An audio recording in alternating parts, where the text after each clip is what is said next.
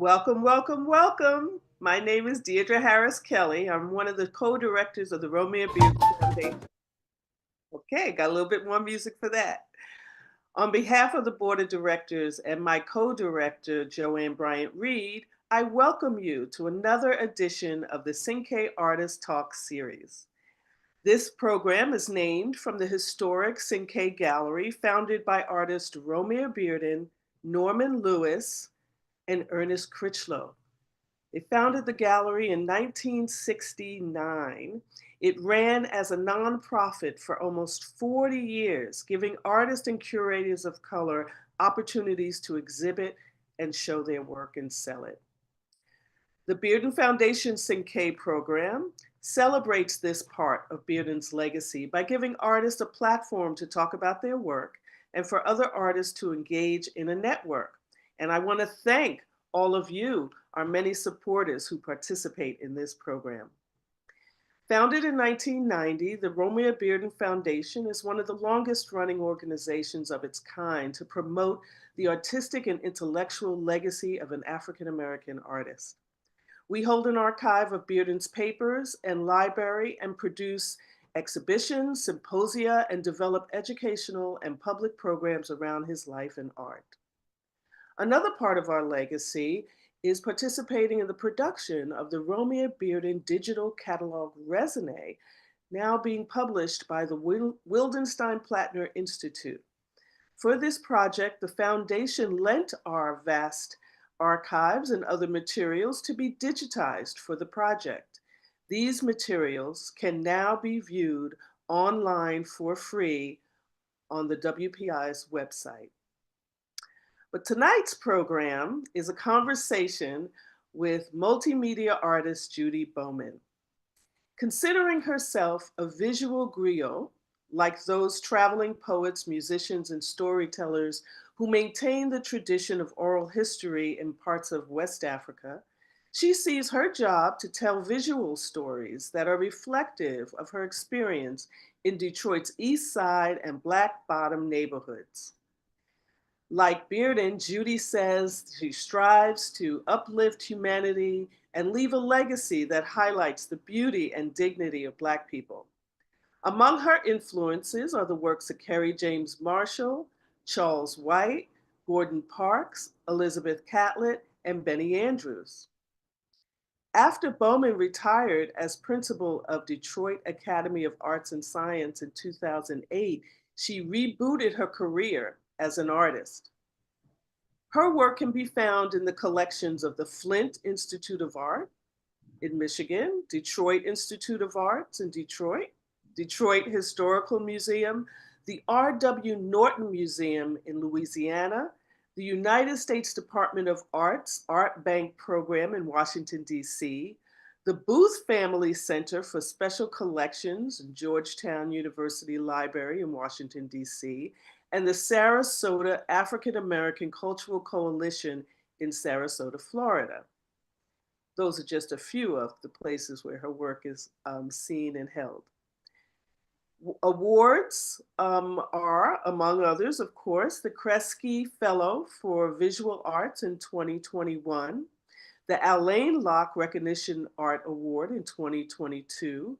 She's exhibited in the Essence Festival 2018, and her artworks were exhibited in several galleries and museums throughout Detroit and in Spain. Bowman has a solo show currently running side by side with the Bearden Traveling Show Artists as Activists and Visionary at the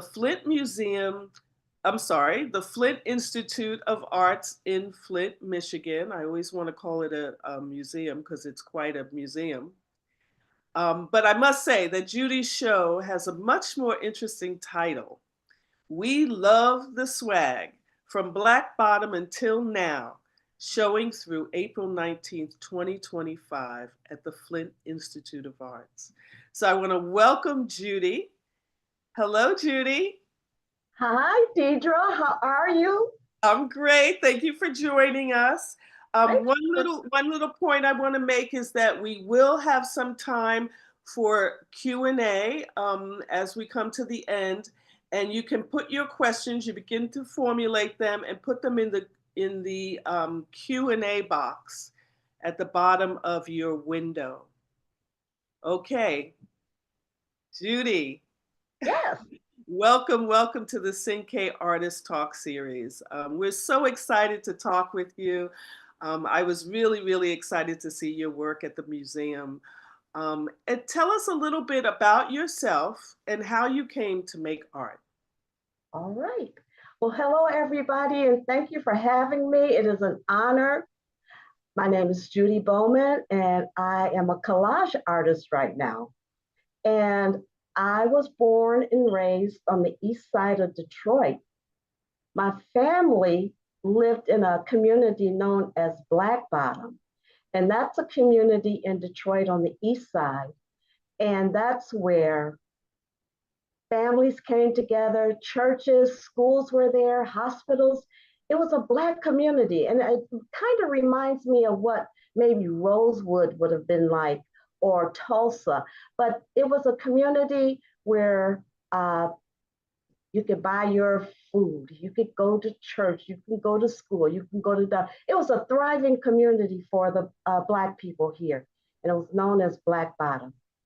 But unfortunately, as many Black communities across the United States, when the government decides to put an expressway, it usually goes through our communities. And that's what happened to Black Bottom. So we all kind of moved out. We had to find different places. But I want to tell you a little bit more about Black Bottom because it'll help you to understand um, my thinking on things and how I was raised. My mother and father, they came from the South. My mother came from North Carolina, and my father came from Georgia. And they came up and they met each other and they fell in love and got married.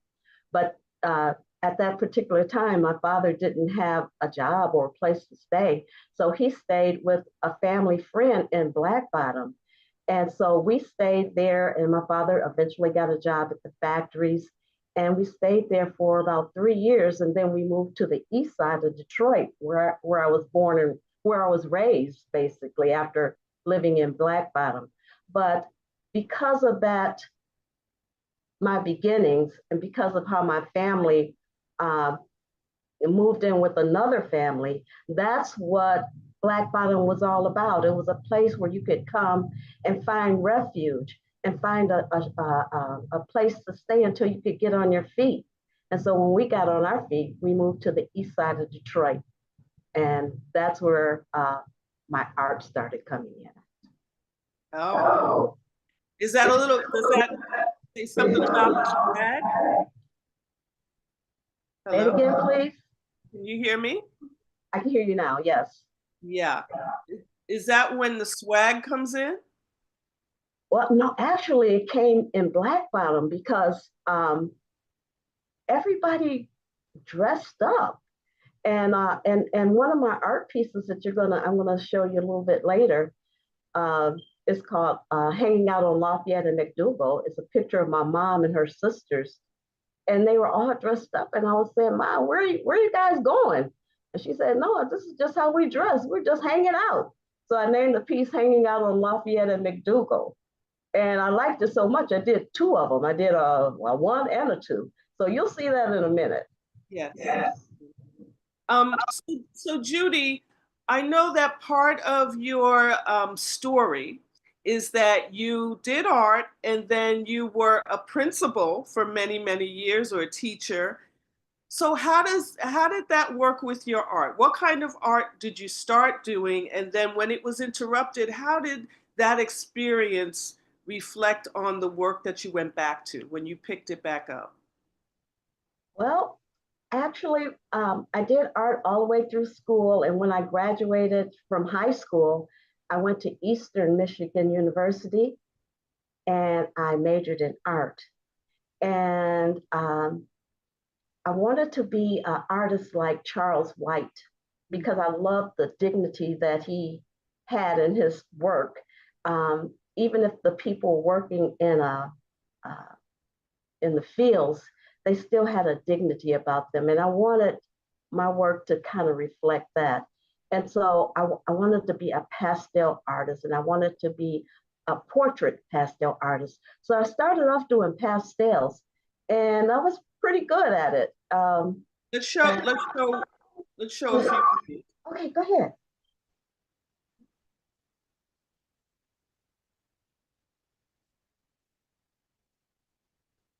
That's my Nina Simone and Miles Davis. And I did these back in 2019. But I love the pastels. And as you can see, I try to give that strength and that dignity. And Nina didn't need any help at all, and neither does Miles. And so, what period would these be from? 2019? Well, actually, when I read, let me go back a little bit. When I was at Eastern, I got married like the first year I was there. And when I moved to Atlanta and I took my classes, I was registered at Morris Brown, then I went to Clark, but my classes were at Spelman. And and that was such a wonderful experience to be there in Atlanta, to be around all that culture. It just made me fall in love with the arts. And I saw how art was expressed by so many different kinds of uh, genres. You had your musicians, you had poets, you had everything right there. And during that time I was there, you would see all kinds of civil rights leaders just kind of around in the AU Center. And that just really cemented my love for how art is used to change things and to express things. And so um, that was a great experience. And so I started having children real fast.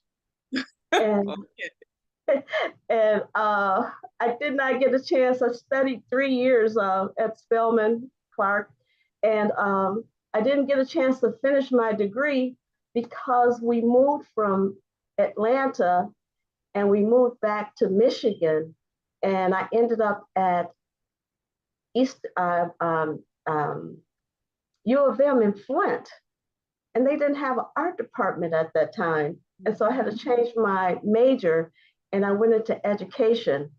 And my parents were saying that you need to get a job where you're going to get a paycheck and have benefits and to take care of all those kids you have. So that's how that kind of changed around. So um, I got an education. I started off as a kindergarten teacher, and then I moved up, and I eventually ended up being a principal. And I was at Detroit Academy of Arts and Science. Woo-hoo. And that was a wonderful experience there. And so when I retired, I said, I wonder if I could still do my art, because I hadn't done any art whatsoever for the time that I was got to Flint, and when I started being in education, I didn't get a chance to do any art because I had kids. I had 10 kids, and trying to work and have 10 kids, I just couldn't do my art. So when I retired, I said, I wonder if I can do my art again. And so I started doing my pastels, and that's what you see right there. And then I wanted to do larger pieces, and I wanted to do pieces with brighter colors. Okay, so, but can we go to the next pastel, just so I think we have another one here. That's my father-in-law. That's XCB, but I called it the man in the brown hat. But I was attracted to people dressing up, and that's where I get that swag kind of thing from. I was just attracted to the way people looked when they were in their finery. Yes. Yes. So that's that picture. And this does remind me a lot of the style of Charles White. Yeah, yes. His work was so powerful to me. And I saw a lot of it in black and white, so I kind of leaned towards that, but I started adding color to my work with the pastels. So you go from the pastel, let's show another slide. How do you get to this point? How do you get this? This reminds me too of the influence of Carrie James Marshall. I love this piece. Tell us about it. You know, I just started, I wanted to do bigger pieces. This piece is pretty large compared to my pastel works, and I wanted to do larger pieces. So I saw all of these bright colors and things, and I was looking at, I wanted to, at one time in my life, I wanted to be a author and illustrator of children's books. So I think that's drawn me to the bright colors. And I wanted to tell stories. I wanted to be a storyteller. So this piece right here is called Mom on Seneca. And this is a piece of my family. And the two girls on the sofa, one is my sister, and the one with the white pants, that's myself. And my sister, she was all frilly and dressy all the time. And I was kind of like a tomboy, and no shoes, just anything, kind of slouching around and everything. And then the fellow, that's my brother. And then the ladies in the kitchen, that's my mom and her two sisters, and they're in there playing gin rummy and spades. And that's how it was. I wanted to tell that story of the joy and the happiness that was in the Black community. On my family that I lived, on the street that I lived, Seneca, everybody had a mom and a dad, and the moms stayed at home and the dads went to work, and moms took care of the home, and it was always there was always activity. And that's how everybody in my neighborhood was. There was always some kind of activity going on and always some kind of family love. So that's, and I wanted to show that. And when I created this piece, I was surprised at how many people said, oh yeah, that's what we did. The kids couldn't be around the adults, and the adults were in the other room, and my brother's trying to sneak in. But this is how it was. It was just a wonderful kind of upbringing that I had, and I wanted to show that to other people. I wanted to show my perspective of what the Black community and Black family life was, and so that's how I started making these pieces. And when I started making these pieces, people started saying, your work reminds me of Romeo Bearden. And I didn't kind of connect those two together. And so I started going back and looking at Romeo Bearden's work, and I could see how that came about. So, yeah, one of the things I want to point out, which is a similarity with Bearden, is he would often have these settings that were very kind of classic family settings where you could recognize things like you have a picture of MLK on the table and you have a little foil on the antenna. I mean, those are the kinds of things that are very specific about a period that many of us can tap into, but you know, the classic other photographs on the wall, the lamp, very reminiscent of a certain period in time. and don't forget the Jet magazine down there by the dog. That's my dog, Kelly. Don't Okay, forget the yes, Jet magazine yes, and the clock with the cat clock on the yes. wall in the kitchen. So, yeah. Now you use your family a lot as inspiration. Can we see another example of that? Yeah, here's a good example of how you interpreted a photograph. This piece is called Mom in Harlem, and my mom is the one who's laying on the bed with her back towards the camera, and her two sisters and a family friend. And so these pieces, I wanted to illuminate them and show how families came together. My mom traveled to Harlem to see her sisters, and that's what family did. We stayed together a lot and we visited with each other.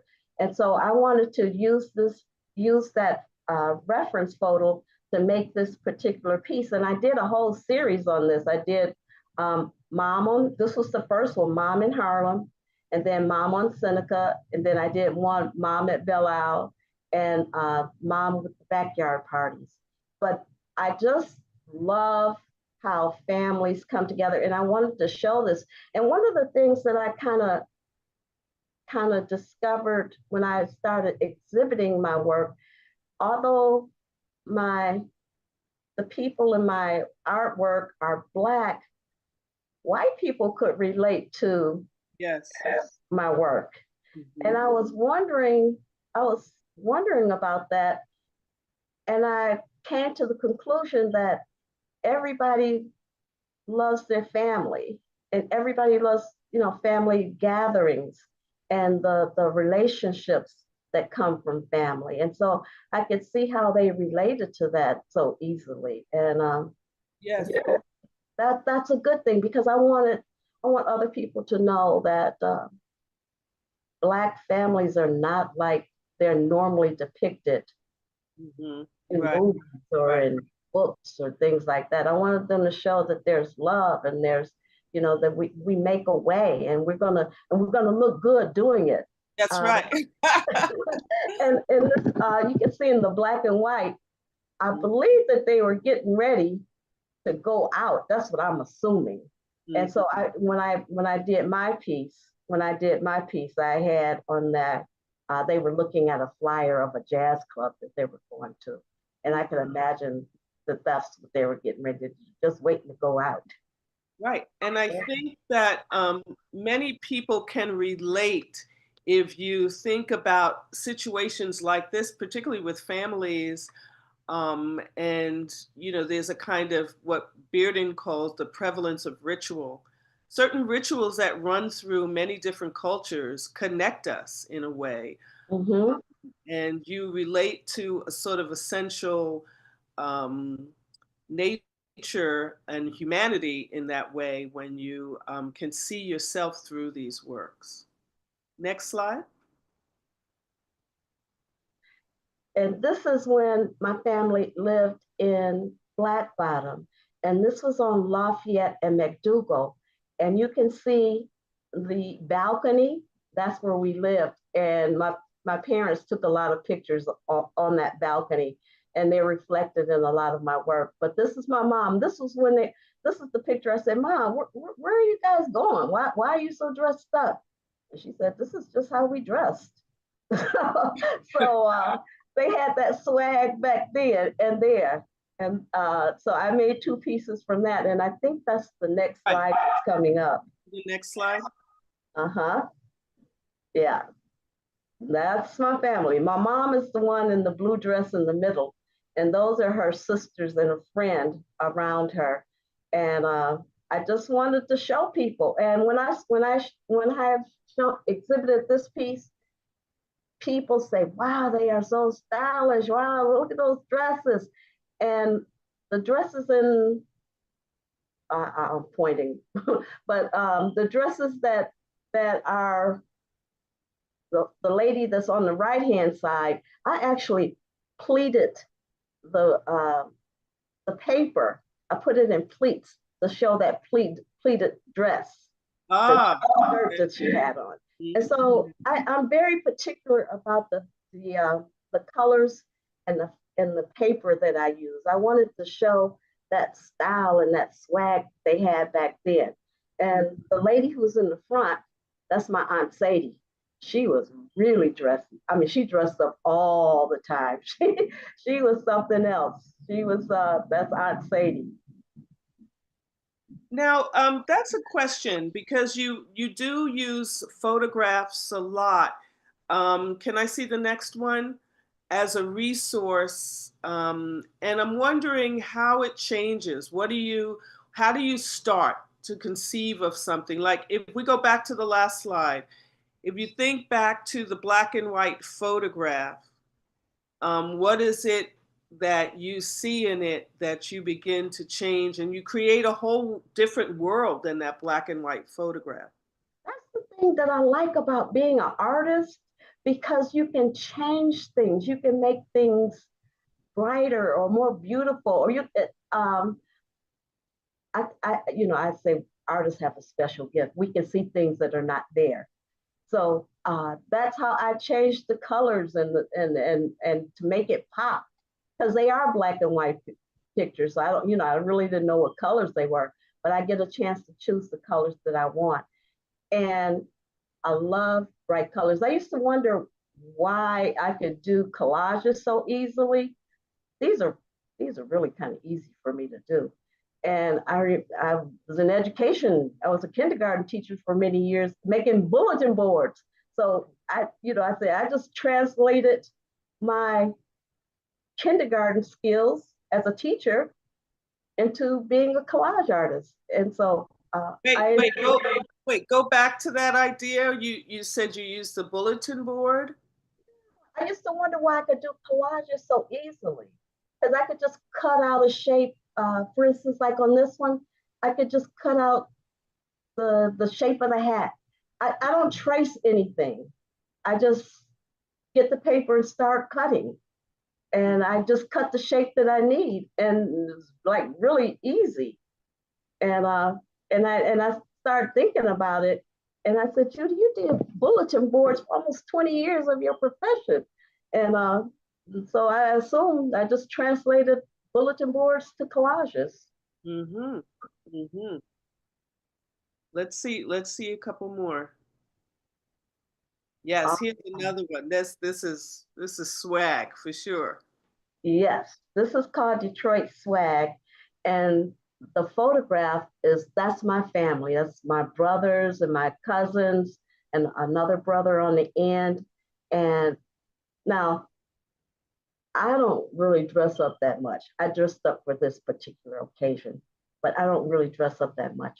but my family does. They are really into clothes. And this is how they kind of dress like all the time. You know, I mean, they just amaze me. And it's kind of like a it's the swag, it's the coolness, and they were pretty much like this all the time. In the wintertime, they wore the long mink coats and hats. And so this is what I was raised around. This is what I raised. And I wanted to show that this is how we carry ourselves, especially in Detroit. You can kind of tell when a Detroit person comes in, because they got this swagger. I mean, they just carry themselves in such a way that I said, I got to show this. I got to let people know what's going on here in Detroit and how Black people carry themselves. So that's how I did this. This is and my I'm represented by Eric Firestone out of New York, and I put a lot of my work on Instagram and on Facebook.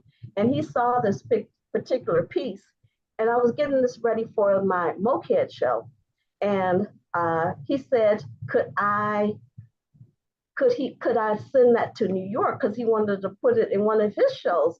And I said, no, I'm getting ready to put this in my show for Mokehead. And he said, well, send it to me, and if I sell it, then I'll send it back to you. And so I said, okay. And that's another thing I want to say about being an artist. When opportunities come to you, say yes. Don't shy away from it. You know, like this right here. You wanted me to do this, and I said yes, but I really don't want. You know, I don't like doing this. After being great job, though. after being in the schools, I just wanna not talk. I just want to do my work and just show it to people. But don't say no, because you don't know. I'm finding out that the more you show your work, the more your name gets out, that the more you influence people and you encourage other people to do what their gift is. Yes. So yeah. So and anyway, I think I told you that we have a lot of artists who join in and listen to these, as well as giving artist talks themselves. So that's a really wonderful resource. I just saw a question that let me finish. Let me tell you something else about this. So okay. I was, people in Detroit, they knew me and they liked my work and everything.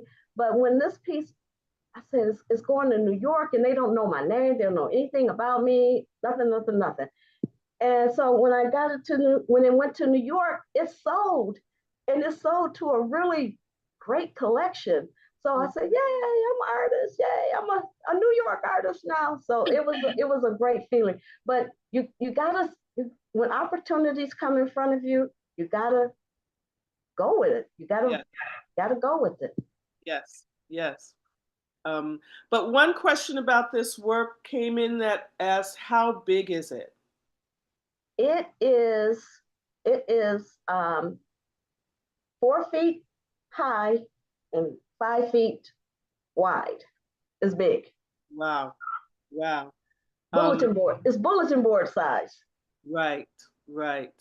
And I think we have one slide at the end that actually shows you next to one of your works that kind of give us a sense of how big these works really are.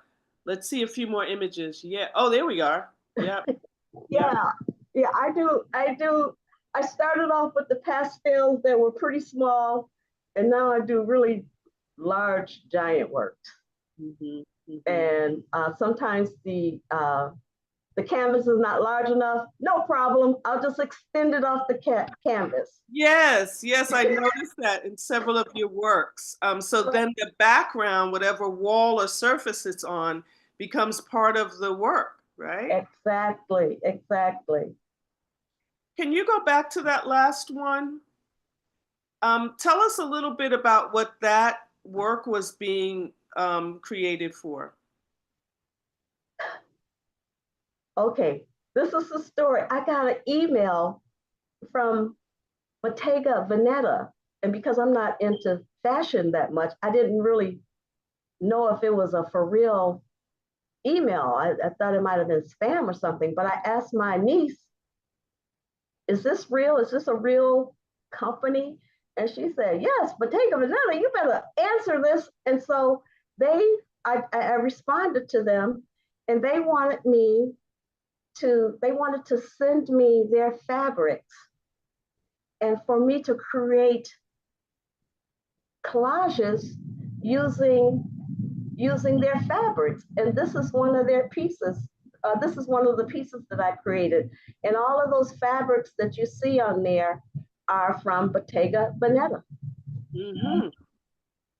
And so they compiled these works into something that's called a fanzine, which Yes, is like a magazine for fans, I'm guessing. So it's a beautiful publication I, with the I have it works. right here because I knew you was gonna ask that question.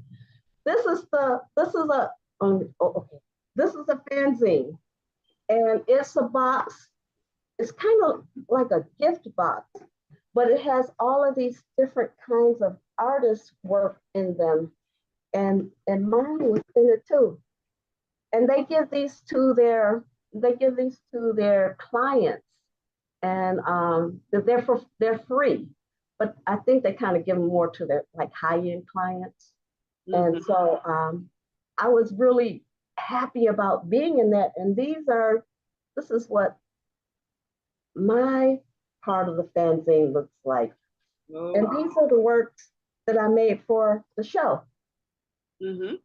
And these are at the Flint Institute of Arts. And these pieces are large too. Yes. Yes. Almost like, I mean, they feel very lifelike in that way because they're large. The figures are almost life size, some of them. See, okay, so you saw the one that I made, but Yes. the one, this is how they look. They're pretty large. Well, I think you have a fan in the audience because somebody says, Crystal says, I tried so hard to get this fanzine. Yeah. So people can't buy it. It's something that the designer was giving away because Mm-hmm. you use their materials in it to make the work, right? To advertise. Yes. Yeah. Yes. So if you go to the Flint Institute of Art, you will see the fabrics, and some of them was uh, really. I wish I knew what they were better, but it was really soft leather, and then there was some kind of animal skin. It was a fluffy kind of thing, but they were beautiful. And when I finished it, like this hat right here, Yes. it's a fluffy hat, some kind of fur. But they wanted their fabrics back, so I had to send everything back to them. They didn't want me to keep any of the scraps or anything because. Oh, okay. Oh, Okay. can I show you this? Something they sent me as a gift. It's right over. Sure. Okay, hold on. Wow, this is special. And we get to see her beautiful art in the background with that bearden work over to the left. I see a bearden print back there. I spy a bearden print. They sent me this bag, and they Okay. sent me. It's all. It was really in there, all fancy and everything. Okay. But this is the bag. But this is what they sent me. Oh, wow. This is they call this a pencil box. And of course, I didn't know what it was, but it's a pencil box. But I think I want to one day use it as a purse. But this is what they're known for: their braided leather. And my niece looked this up, and this bag right here costs $2,300. Okay, we better be careful because this is recorded. Don't want to get you in trouble with Bottega, but they're a big deal. Yeah, they're a really big deal. That's fabulous. Yeah. That's wonderful. Well, let's look at a couple more images because we have questions coming in. So folks are getting ready to they want to ask some questions. I do want to talk a little bit about, here's another one with the legs hanging over, the extending beyond the painting.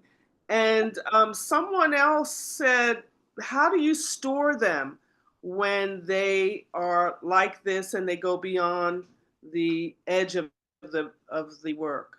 Well, most of them are sold. The other ones are at the museum, and I have one.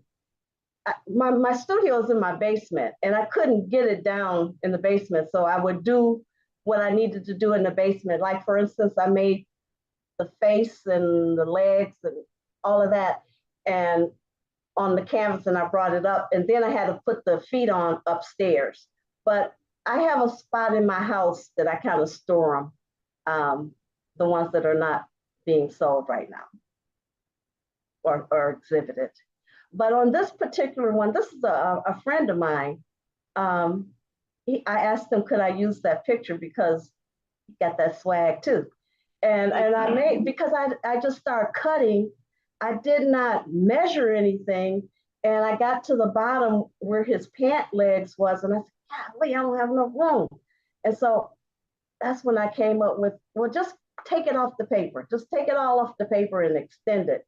And so Eric Firestone called them my dangling leg series. And so if it happens that you get to the edge and you realize there's not enough space, does that mean that you're not planning things so tightly in the beginning? You're kind of letting the piece develop as it will? Yes. So I don't make any sketches. I just start with the face, and I start with the face, and I just build out from there. And sometimes it just extends off the paper. Yeah.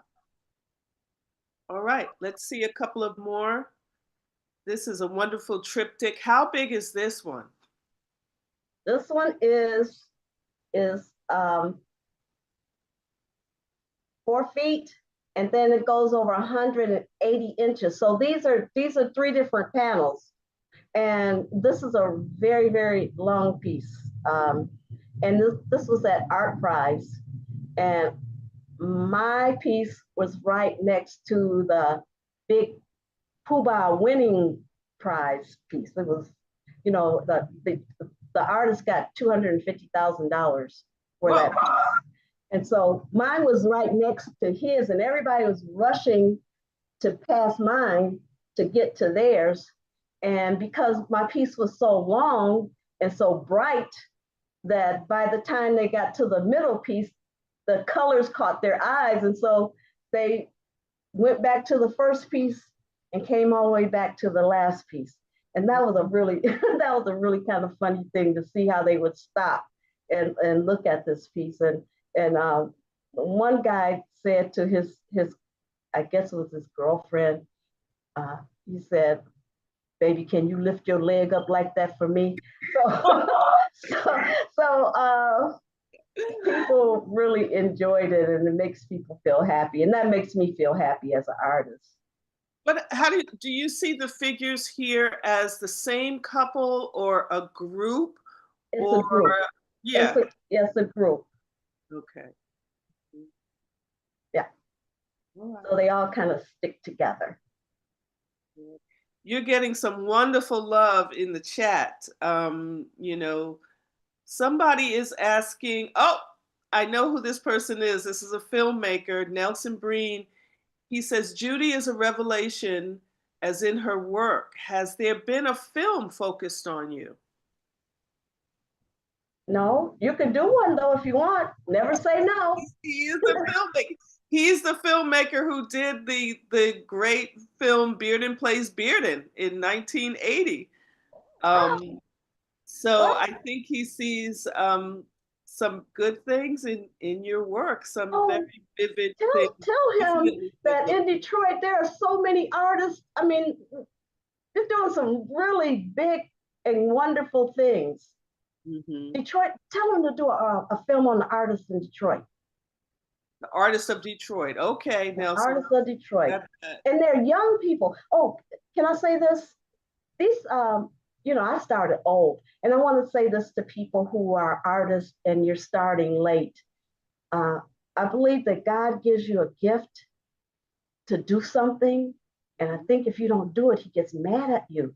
I mean, He get not mad, but disappointed, because your gift is made to change things. And if you don't do your part, that part doesn't get changed. So, so whatever your gift is, no matter how old you are, because I used to think that I started late.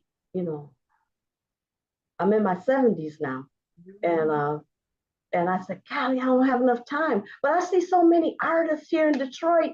You got Shirley Woodson, you got Dale Pryor, Charles McGee just passed. He was in his 90s, but he was still doing work at the end of his life. So you have time. So don't, if you know that you have that gift, use it. It's for a purpose. It's to make people happy. It's to tell your story. so you're answering one of the questions about the Black art environment today. I'm not sure if all of the artists you mentioned are Black or that all of the artists you're They are. talking about in Detroit. But do you have any thoughts on, the environment today for artists of color? Well, what when I travel across the country and I tell them about the art scene in Detroit, they say we don't have anything like that. And what really got me started was a group called the Detroit Fine Arts Breakfast Club. And it was started by two men who just loved art, and they would come together and talk about art at this restaurant called Noni's. And more and more people started coming, and that's how I got involved. Because when I got out of education, I did not know any artists at all, not one. And so I did some artwork, and I took it over on Livernois, and I met Henry Harper, and I met a man named David Whitaker, who was a big collector. And they said, you need to come down and show us your art and talk. And I did. Don't say no. Always say yes. Don't say no. And Yeah. so anyway, more and more people started coming, and art collectors started coming, and artists, and they came together, and collectors started buying art, and that's how a lot of my artwork got sold. So Detroit Fine Arts Breakfast Club, and I'm finding out that other communities are starting breakfast clubs, and it happens every single Monday except for holidays. And artists come together and they bring their arts and talk about it, and they show it to the group, and there are collectors in there. And people started coming. Even the director of the Detroit Institute of Arts, Salvador Ponce and his wife, they started coming. All kind of people started coming. And so anyway. Another way to get your work out, and somebody mentions here that your art was seen in the Detroit Music Festival as a poster. Yeah. This is Joanna Erickson. Yep, that's that piece right there. Oh, and just recently, I did. Tell you, I did the Detroit Symphony Orchestra. Wow. To do the cover art for Wynton Marsalis's Yes. symphony. So I just did this. So, well, that's the question of what are you doing now? What are you doing now? That's great. So how did that come about? They saw my Jazz Fest poster, and then they asked me if I could do the cover art for Wynton Marsalis. And of course I said yes, of course I can do it. And so things have just been happening so quickly for me. I've been doing this for about 9 years now, and things are moving really fast. This is my second museum show. Yeah, so that's a big deal, having a museum show. So where was the first museum show? It was here in Detroit at MOCAD, Museum of Contemporary Art, Detroit, MOCAD. And Okay. so that's where a lot of people saw my work there, and it got a lot of got a lot of good play and compliments and things. And from there, it just kind of blew up from the Breakfast Club to selling my work locally, and then it started getting national, going across the nation, and I'm just saying, if you have a gift, use it, use it. Yeah, one question actually is, did you sketch as a kid? Did you as a young child? I did. I tell this story about when I was in kindergarten. I asked my teacher if I could go to the bathroom, and I had I had devised the plan where I was going to steal some crayons, and I had the crayons in my hand, and went to the bathroom. And I think I stayed too long because the teacher came in there to see what was going on, and I was stuffing the crayons down in my sock, and I was just like, ah! But anyway, she didn't tell my mom, and so anyway, I said if I was going to steal crayons to feed my art habit, I must be an artist. And That's so right. kind of went from there. Do you still have any of your drawings? Is the second part of that question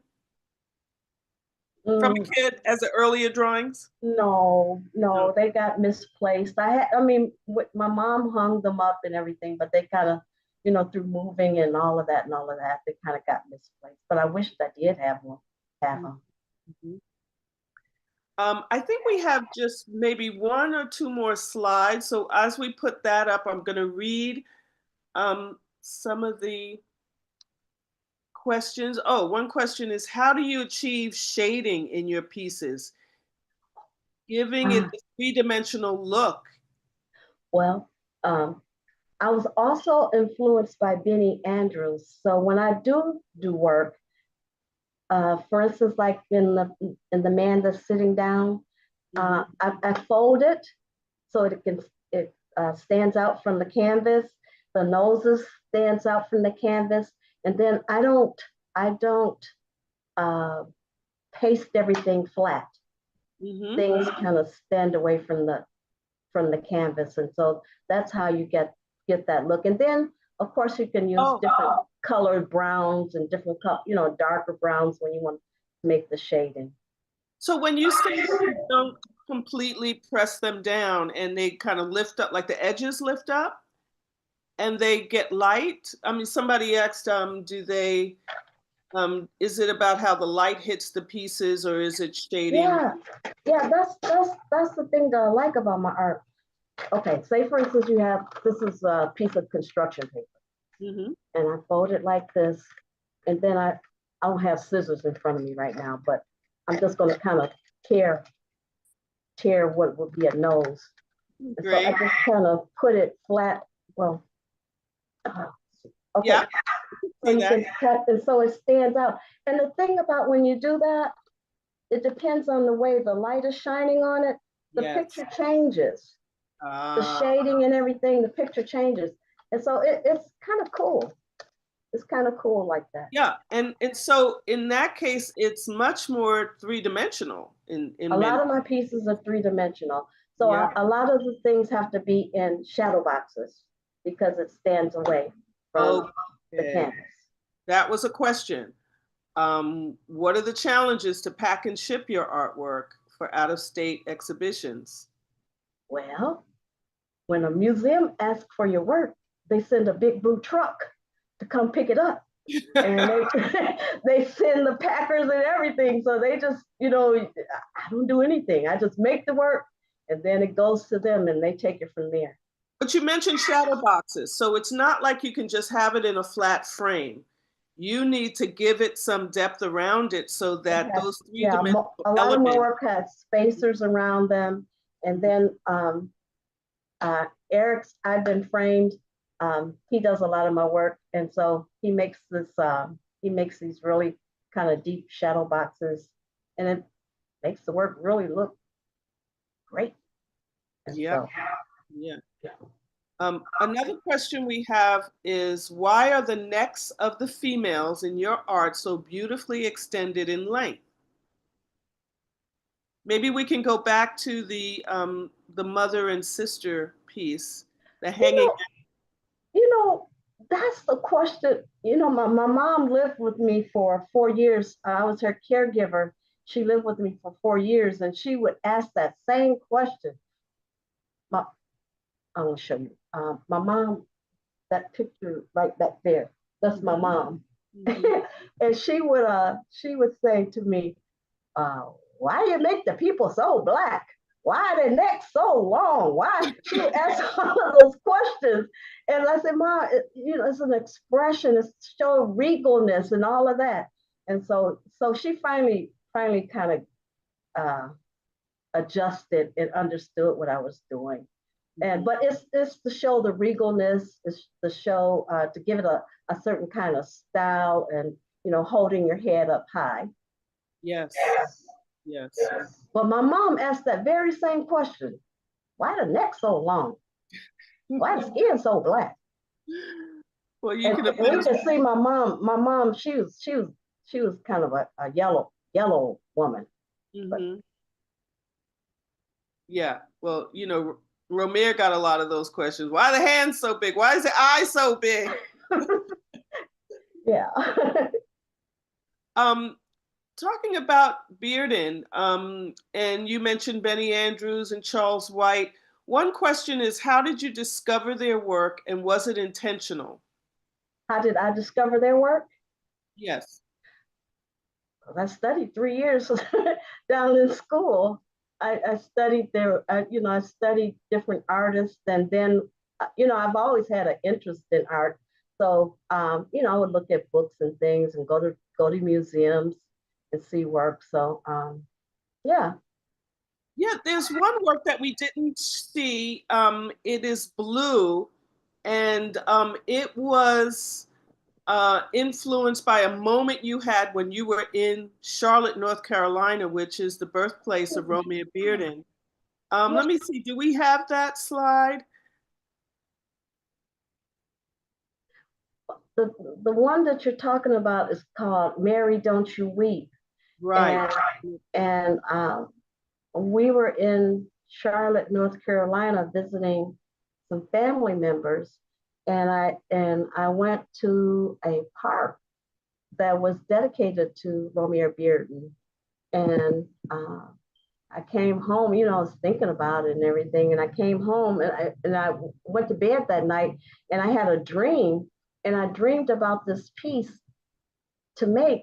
It was it's called "Mary, Don't You Weep." It's in one of the slides, but everything I made that piece like in one day.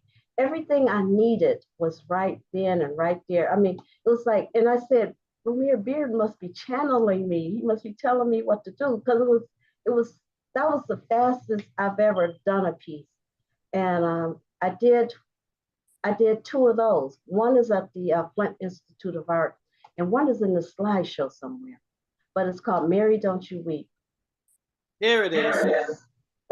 It's actually longer than that, but that's a part of it. But everything was right there that I needed.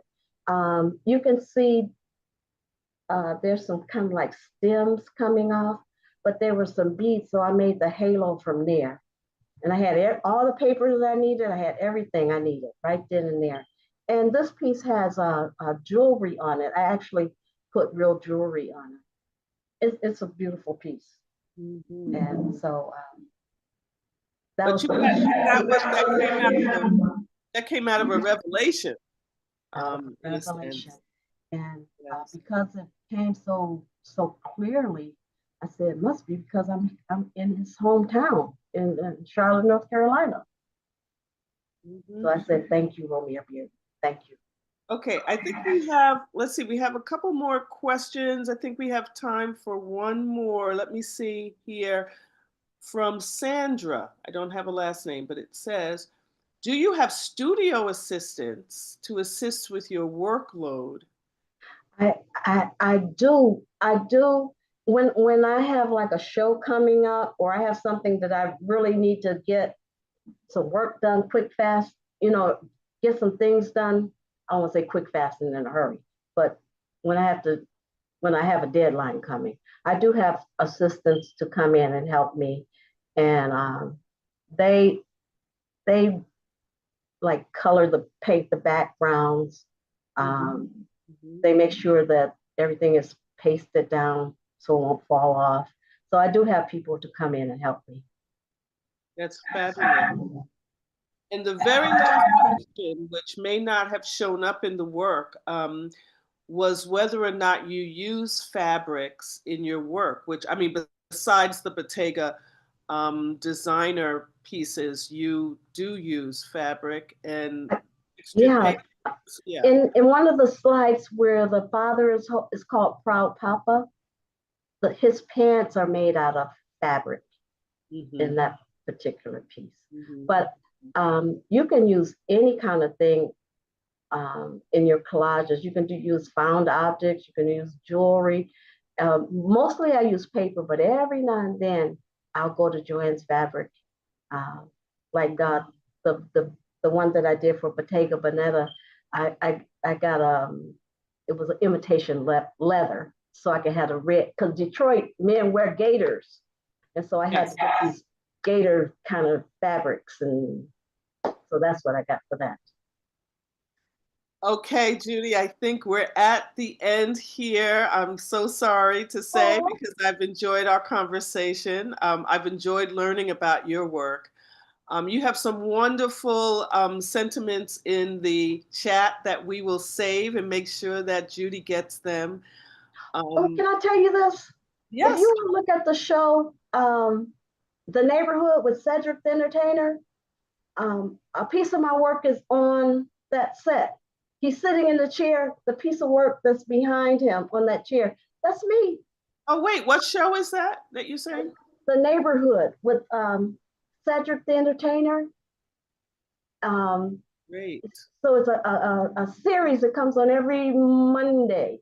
Okay, so how did that happen? That's big time. Uh, Actually, I had a connection, and he said they're looking for some work to put on the set. They were making a new set, and I said sure, never say no. And so That's I made that piece, and they put it on the show. So yeah, so next time you look at The Neighborhood, look on behind Cedric on the wall over the bar, you'll see my work.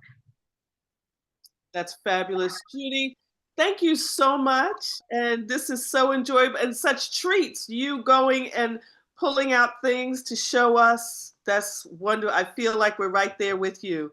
And thank you all for joining us.